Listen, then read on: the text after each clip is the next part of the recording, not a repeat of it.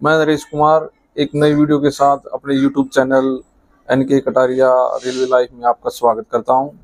जैसा कि दोस्तों आप सबको पता है कि रेलवे ग्रुप डी में जो लेवल 1 की वैकेंसी निकली है उनके फॉर्म 23 जनवरी से भरने शुरू हो गए हैं। ये पता होना चाहिए कि हमें किस जोन से अपना फॉर्म अप्लाई करना चाहिए और क्या क्या पोस्टें निकली है जिन पर हम अप्लाई कर सकते हैं, जिसमें अच्छी सैलरी भी हो, अच्छा पैकेज भी हो और वर्कलोड बहुत ही कम हो। ऐसी वैकेंसियों के बारे में आज हम आप सभी दोस्तों से डिस्कस करेंगे। तो आप सभी लोगों को पता होगा कि रेलवे ने 14 डिपार्टमेंट हैं जो रेलवे डी ग्रुप में आते हैं, उनके अंतर्गत वैकेंसी निकाली है। उसमें भी भिन्न विभिन्न काम होते हैं। आप बहुत से लोगों को पता नहीं होगा कि रेलवे डी ग्रुप में जो काम होता है वो काम क्या होता है। तो आज हम उसी के बारे में डिस्कस करेंगे।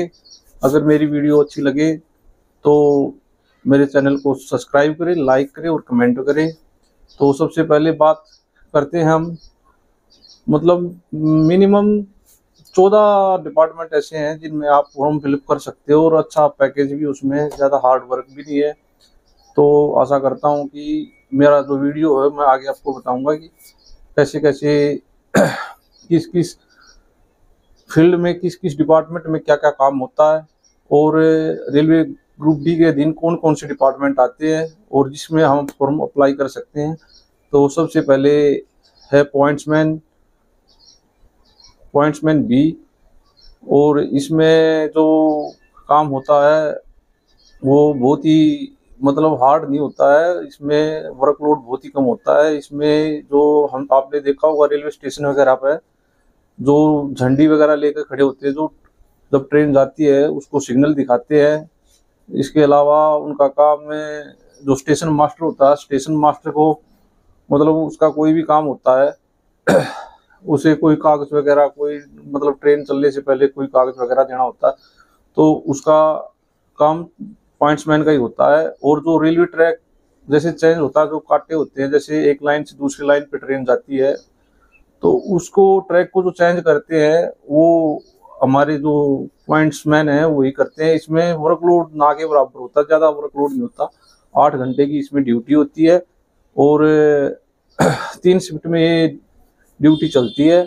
इसमें ज़्यादा वर्कलोड नहीं होता और सैलरी भी अच्छी खासी होती है। तो दूसरे नंबर पर है असिस्टेंट ब्रिज। आप लोगों ने कभी भी ट्रेन में जब सफ़र करते होंगे तो देखा होगा कि जब भी हम ट्रेन से जा रहे होते हैं तो रास्ते में कहीं ना कहीं आपने कोई ऐसी जगह देखी होगी जहाँ से ट्रेन ब्रिज के ऊपर से गुजरती है। तो उसमें जो ब्रिज होता है जिसपे मतलब असिस्टेंट होते हैं, तो ये असिस्टेंट जो ब्रिज पोस्ट होती है उसमें जो कर्मचारी होते हैं वो उस ब्रिज की रिपेयरिंग वगैरह, उस पर पेंट वगैरह करना होता है, उस पर ट्रैक जो बिछा होता है उसमें बोल्ट वगैरह होते हैं उनको देखना होता है, कोई बोल्ट लूज नहीं है। और उसका जो भी काम होता है वो सारा इसके असिस्टेंट ब्रिज के अंडर ही काम होता है। इसमें भी मतलब अच्छा खासा मतलब सैलरी होती है। मेरे ख्याल से 35-40 के समथिंग इसकी सैलरी होती है। और इनको ज़्यादातर मतलब अपने सेक्शन से बाहर भी जाना पड़ता है तो इनका जो ट्रैवल अलाउंस होता है वो भी अच्छा खासा ट्रैवल अलाउंस भी बन जाता है। तो इसकी 45-50 के समथिंग सैलरी बन जाती है और वर्कलोड इतना ज़्यादा नहीं होता। मतलब एक टीम में ही ये काम करते हैं तो इतना किसी पर्सनली एक बंदे पे इसका मतलब लोड नहीं पड़ता और काम जो है कम ही वर्कलोड का काम होता है। इसमें ज़्यादा वर्कलोड का काम नहीं होता। और तीसरे नंबर पर एस एन टी जो असिस्टेंट स्टाफ होता है, इसका ज़्यादातर काम आपने कहीं भी आप जब ट्रेन वगैरह में यात्रा कर रहे होते हैं उसमें देखा होगा कि आपने ट्रैक के ऊपर एक रेड कलर का सिग्नल देखा होगा। उस सिग्नल की रिपेयरिंग करना, उस सिग्नल में लाइट जल रही है, हरी है, लाल है, कैसी है, कई बार सिग्नल खराब हो जाते हैं, उनको रिपेयर करने का काम एसएनटी वाला को होता है। और इसमें एक डिपार्टमेंट और होता है सिग्नल। जैसे आपने कहीं भी देखा होगा रेलवे में जो टेलीफोन वगैरह होते हैं, स्टेशन पे घड़ियां वगैरह होती है और एक स्क्रीन जो चलती है जिसमें ये पता लगता है कौन सी ट्रेन कहाँ से जा रही है, वो जो सारे के सारे काम होते हैं वो इसमें एसएनटी वगैरह एसएनटी डिपार्टमेंट में आते हैं। इसमें भी ज़्यादा वर्कलोड नहीं होता और सैलरी भी अच्छी खासी होती है, मतलब इतना वर्कलोड होता नहीं है, इनका भी नॉर्मल ही काम होता है। तो नंबर 4 की बात करें तो असिस्टेंट मैकेनिकल की पोस्ट आती है नंबर 4 पे, जिसमें लोको में जो जैसे इनका लोको वगैरह में काम होता है, ये जो इंजन वगैरह होते हैं इनकी रिपेयरिंग वगैरह का काम असिस्टेंट मैकेनिकल लोको डीजल और इलेक्ट्रिकल दो तरह की पावर होती है, एक डीजल से चलती है, एक इलेक्ट्रिकल से चलती है। तो इनका जो रिपेयरिंग वगैरह का काम होता है तो वो एसएनटी वाले ही देखते हैं। तो दोस्तों उसके बाद आती है ट्रैक मेंटेनर। ट्रैक मेंटेनर को मतलब सभी लोग ऐसा मानते हैं कि बहुत ही हार्ड वर्क होता है इसमें, बहुत ही मतलब फिजिकली वर्क ज्यादा होता है इसमें। तो इसमें ट्रैक मेंटेनर का जो काम होता है, जो ट्रैक मैन असिस्टेंट भी बोले जाते हैं, इनका ज्यादातर काम होता है जो जैसे हम मतलब हमारा ट्रैक जो होता है उसकी पटरियों की देख रेख करना, उसमें मतलब प्रॉपर उनकी रिपेयरिंग वगैरह का काम सारा ट्रैकमैन के अधीन होता है। ये मतलब काम ज्यादा हार्ड होता है इसमें। तो ऐसा नहीं है कि किसी पर्सनली एक बंदे को इसको करना पड़ता है, इसमें मतलब टीम वर्क होता है। अगर अकेला बंदा करेगा तो उसके लिए हार्ड हो जाता है, अगर अकेला बंदा उसको करेगा तो उसको ज्यादा हार्ड हो जाता है।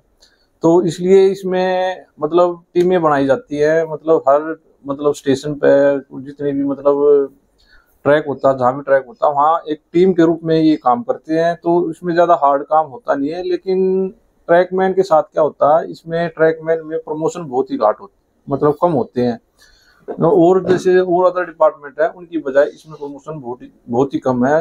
और इनका जो काम होता है वो मतलब ट्रैक का देख रेख रख रखाव, नाइट पेट्रोलिंग करनी, ट्रैक को कहीं से मतलब टूट गया है तो उसको रिपेयर करना है, प्रॉपर उसकी मतलब फिटिंग वगैरह सब कुछ देखना है, ट्रैकमैन के मतलब ट्रैकमैन के ये अंदर आता है।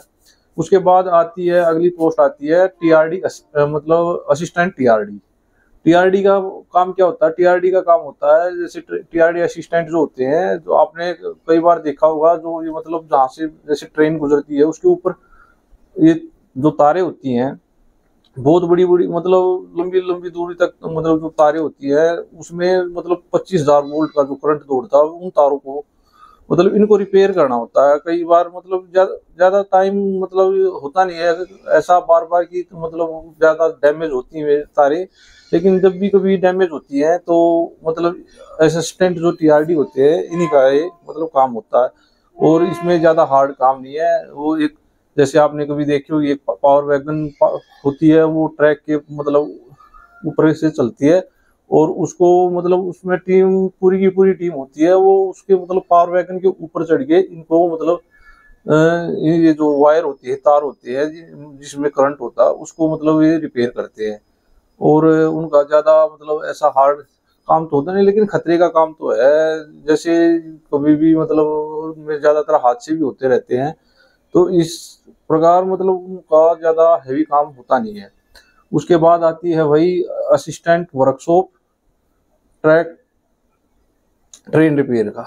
जैसे आप सभी ने पता होगा कि जैसे मान लो जैसे हम कोई भी कार या स्कूटर वगैरह कुछ भी लेते हैं तो मतलब उसको रिपेयर कराने की जरूरत पड़ती है, मतलब एक उसकी टाइम लिमिट होती है कि अब मतलब साल 2 साल चलने के बाद उसकी सर्विसिंग वगैरह होती है। इसी प्रकार मतलब असिस्टेंट वर्कशॉप में भी होता है। जैसे ट्रेनें होती हैं, कार वैगन होती है, जैसे ये सारी की सारी जो होती हैं ये इनकी एक टाइम लिमिट होती है, एक टाइम पीरियड होता है इनका कि मतलब 2 साल 3 साल के बाद इनके व्हील जो है मतलब लोहे से मतलब टकरा टकरा कर ऐसे घिस जाते हैं।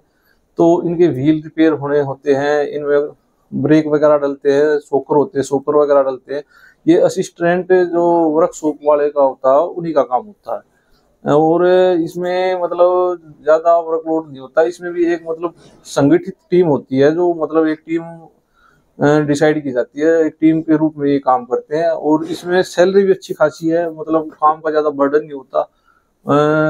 और इंसान मतलब जो वर्कशॉप में असिस्टेंट के पद पे है वो मतलब आसानी से अपनी मतलब अगर आगे एग्जाम कोई करना चाहता है तो उसकी तैयारी आराम से प्रॉपर तरीके से कर सकता है।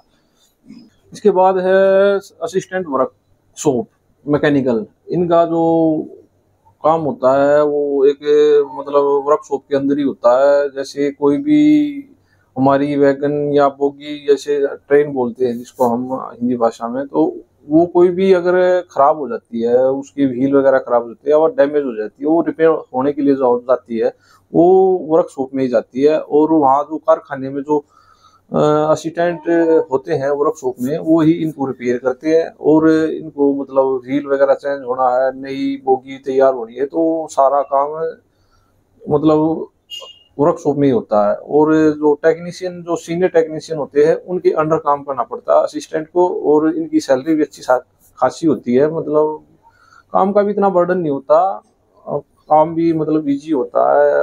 तो आराम से बंदा इसको भी मतलब अगर फिलअप करना चाहे अपने फार्म में तो कर सकता है, इतना कोई इसमें हार्ड काम नहीं है। इसके बाद आती है असिस्टेंट इलेक्ट्रिकल। जैसे नाम से ही पता लग रहा है कि इलेक्ट्रिकल जो होता है, बिजली का महकमा होता है। इसमें इसमें काम क्या होता है, जो असिस्टेंट वगैरह होते हैं उनको मतलब जैसे स्टेशन हो गया, दफ्तर वगैरह हो गए, इसमें लाइटिंग का, पंखे, बिजली जो भी स्टेशन पर लगे होते हैं उनका काम देखना होता है। जैसे कोई पंखा रिपेयर करना है, कहीं ट्यूबलाइट वगैरह खराब है वो चेंज करनी है, दफ्तर वगैरह में जैसे पंखे हैं, कूलर है, कोई भी चीज़ खराब होती है, मतलब जो बिजली का जो भी काम होता है वो सारा ये असिस्टेंट इलेक्ट्रिकल डिपार्टमेंट देखता है। इसको मतलब पावर हाउस में इनका जो जैसे दफ्तर होता है वहां तक मतलब ऑपरेट किया जाता है सारा सिस्टम। और जो मतलब कर्मचारियों के क्वार्टर वगैरह होते हैं उसकी भी जो बिजली का की देख रेख है, मीटर लगाना है, वहाँ की रीडिंग वगैरह लेनी है, वहाँ का बिल बढ़ाना, वो सारा काम असिस्टेंट वर्कशॉप के अंडर आता है।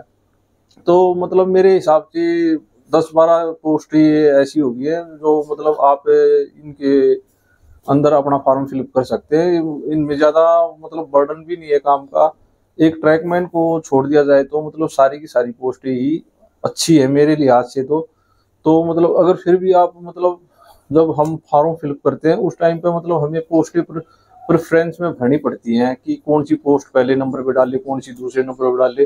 तो मेरे नज़रिए से सबसे पहले सबसे बेस्ट रहेगी पॉइंट्समैन, उसके बाद एसएनटी, उसके बाद असिस्टेंट टीआरडी, और फिर उसके बाद असिस्टेंट वर्कशॉप, और उसके बाद असिस्टेंट इलेक्ट्रिकल। ये 5 पोस्ट मैं आपको रेफर करूंगा कि अगर आपको प्रेफरेंस में देनी है तो ये 5 पोस्टें दें। और आप मतलब तैयारी अच्छे से करते रहिए। मतलब आशा करते हैं अगर आप कंटिन्यूटी बना के रखोगे, अच्छे से तैयारी करोगे, तो मतलब ऐसी कोई बड़ी बात नहीं है। अगर आप तैयारी अच्छे से करोगे तो आप इजीली एग्जाम को अपने को निकाल पाओगे। तो आशा करता हूँ कि मेरा वीडियो आप लोगों को पसंद आया होगा। अगर मेरा वीडियो अच्छा लगे तो लाइक करें, कमेंट करें और मेरे चैनल को सब्सक्राइब करें और मेरी वीडियो को शेयर करें। धन्यवाद। जय हिंद।